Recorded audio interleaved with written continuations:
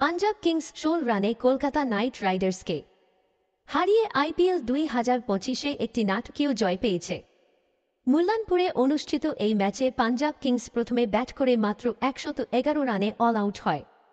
প্রথমে প্রভসিমরান সিং ৩০ এবং প্রিয়াংশু আর্য ২২ রান করেন।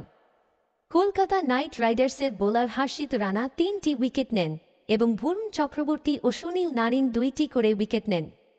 যখন কলকাতা নাইট রাইডার্স ৭ ওভারে ৬০ রান ২ উইকেট ছিল, তখন মনে হচ্ছিল তারা সহজেই লক্ষ্য ছুঁয়ে ফেলবে।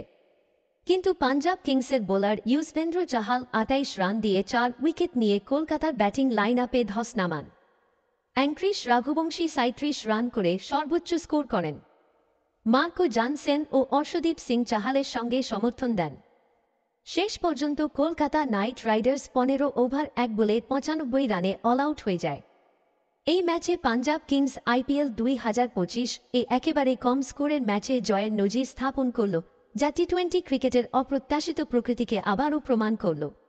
প্রিয় ভাই ও বোনেরা, লাইক, কমেন্ট, শেয়ার এবং আপনাদের প্রিয় দ্য স্পোর্টস বাজ চ্যানেলটি সাবস্ক্রাইব করে পাশে থাকবেন। ধন্যবাদ।